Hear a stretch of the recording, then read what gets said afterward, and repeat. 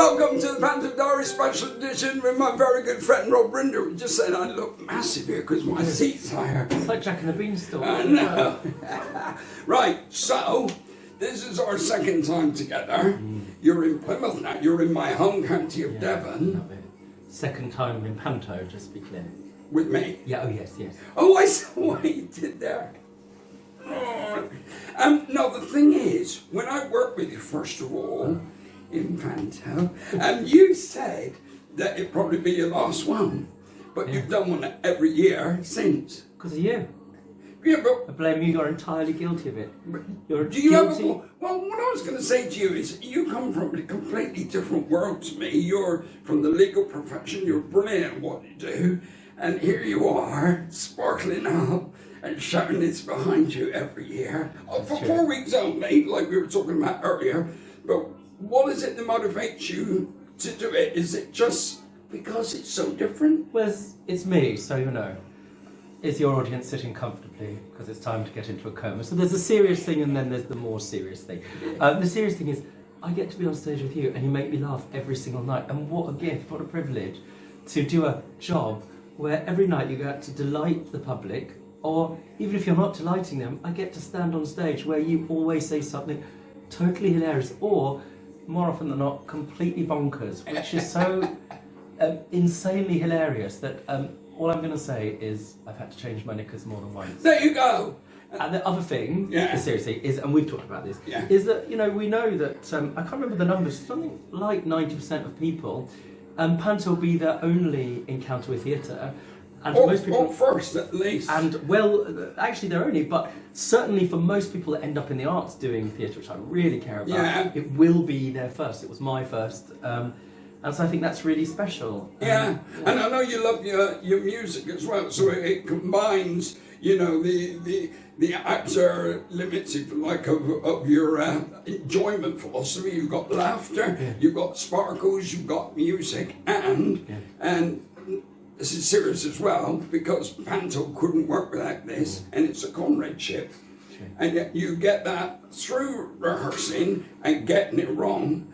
I keep getting something wrong with him every night. I've tried, I can't do it. You have written, I have to say, because I do like music, you've written such a good end of Panto song. Oh, thank you. It's what you call a terminal earworm. I can't get it out of my head.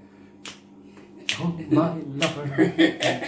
Well, that's it. They have to be simple. Sometimes simple. Everybody loves a pantomime. Alright. The thing is, sometimes simple is clever. Always simple is clever. Yeah. Does that work for the legal side of things as well? When you can strip it back to something really obvious. Absolutely. You know, when you're doing a trial, a case, criminal case or a civil case, ultimately it's about one thing. Some of the best advocates aren't the best intellectuals in the world. They can explain complex ideas in a relatable, straightforward way. And so that's what really, really matters. Simplicity in advocacy is everything. Very famously, a very well-known barrister was listening to hours and hours of this other lawyer getting up, and he stood up and said to the judge, "That's all fine, but the thing is, his client's got our money, we want it back." Really simple. Cut to the chase. Cut to the chase, exactly. Simplicity is always, you know, the mother of all clarity. And so what are you doing now? I believe there's a new series with you and Ryland going around, because we love the ones in Venice and all that. So lovely. I think I sent you some pictures from there. I'm going to India, or been to India with the wonderful... You filmed it already. Yeah. He's a lovely boy. And I met him at rehearsals and in he's London. doing Panto. Basically, see, it's all about the ripple effect, or the knock-on effect, or some effect that you'll come up with, which will be funny in a moment. But... he's doing Panto in Westcliff because I told him how wonderful it was, and I'm doing it, Ken, because of you. So you see... What have I started here? What have you started? A little happy jazz-handed chain reaction. Yeah, but it's... this is... And I don't want to be too heavy on it, because this is all lighthearted and great fun. But comedy is really, really serious. You know, you can't be funny until you rehearsed it. And when you've rehearsed it, then you embellish with personality and delivery. But first of all, everything has to be in the right place at the right time. Breathe there, then the line, blah, blah, blah. And you love watching that, don't you? I love watching it. You know, somebody who said that likes music and jazz and all different genres. But I think it was Dolly Parton, wasn't it, who said, it takes a lot of work to make me look this cheap, right? Yeah. With comedy, as someone that can't do it really, but delights in the connoisseurs like you being on stage every single night and changing the shape and the emotional energy of the room simply through a finger or through a movement or through a chin. But also, you can't play unless you've done all of the hard work. You've got the structure in place at the beginning, and watching you work the crowd every night and deploy your craft. But isn't that what you do as a barrister? You agree, but it's different. Jury.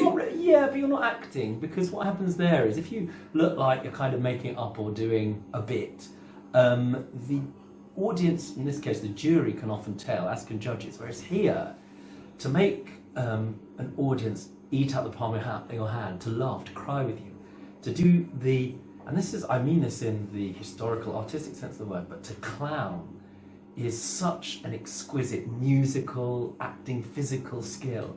And I just love watching you do it every night. I think Dickens wrote about performers, I think it was in Hard Times, is that, don't denigrate us just because we're here to make people happy. We're doing a very important service. Yeah, sure. I've had a lady come up to me once who said, it's the first time I've laughed since I lost my husband. I never thought I'd laugh again. And another lady wrote to me and said, I won't remember what you did or what you said, but I'll remember how you made me feel. Well, that's one of the great things, isn't it? And I think that matters for all human encounters. Maya Angelou said that, people never remember what you said, but they'll always remember how you made them feel. Yeah.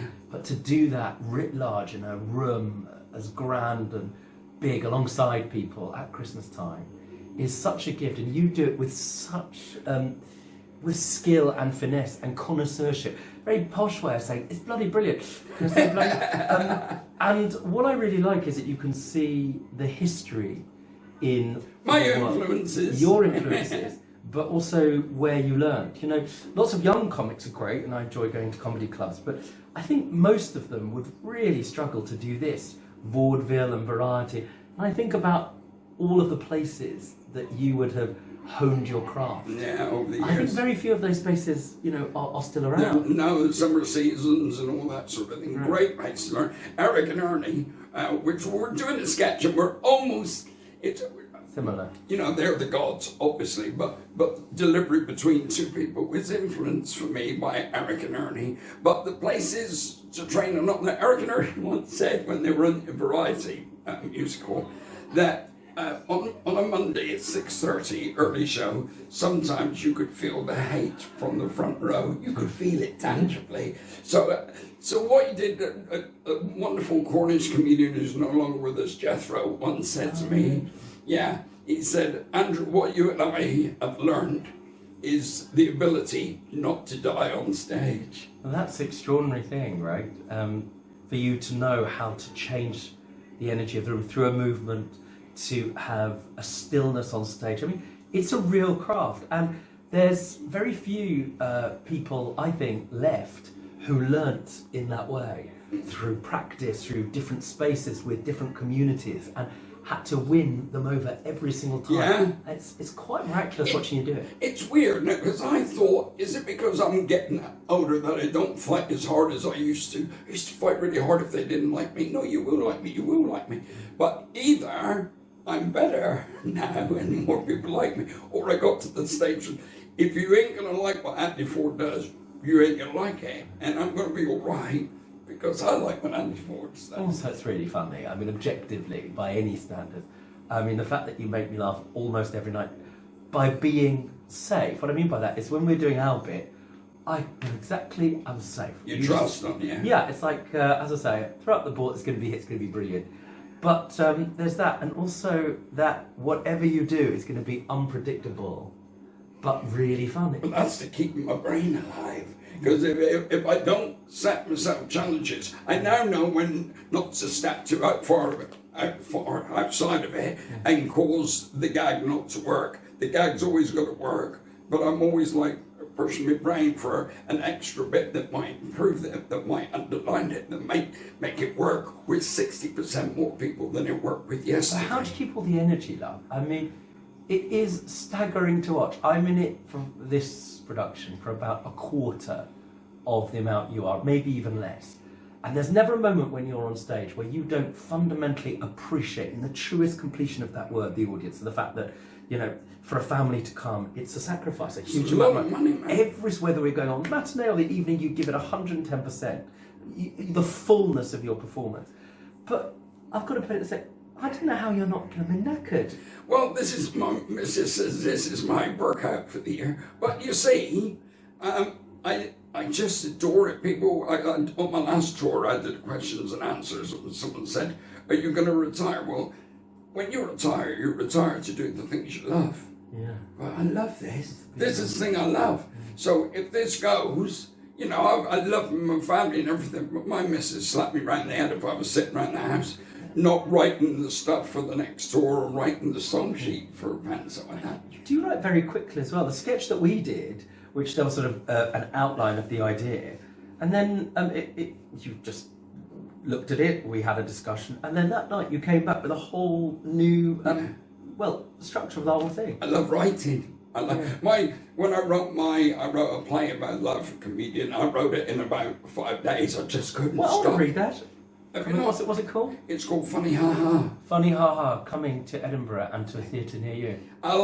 It's on YouTube. I'll send you the link to it. They didn't send me a link. They have to watch it. Oh yeah, I'll send you. Funny Ha Ha, please. Funny Ha Ha. It's about a comedian called Andy Rose.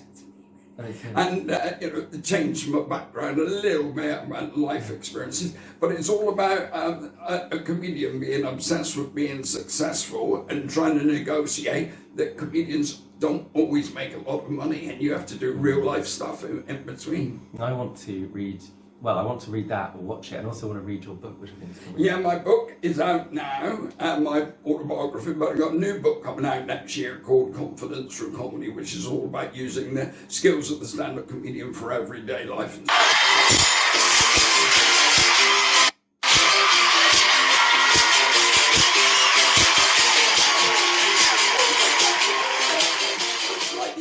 Is telling us to stop. Oh, sure. Well, read the book. Yeah. Read the play, and it is true that comedy can bring confidence. I watch you being on stage. You're not somebody that pushes themselves forward in a social way.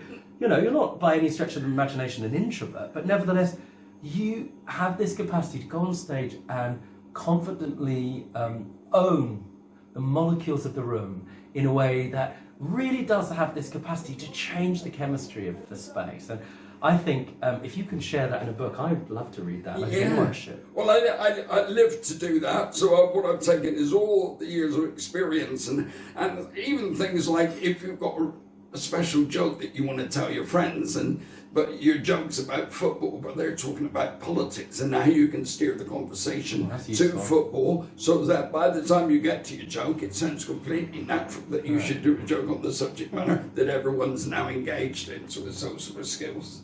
What was brown and sticky? What's brown and sticky? Tell me, Robert. A stick.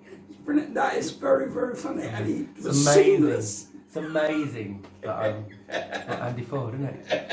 Amazing. Robert Rinder, I love you, and thank you so much, my darling, for coming and talking to us. I wonder who's going to do Panto next year as a result of having done it with you first. We've got Ryan this year. I've got some ideas. Who knows? Jessie Ware?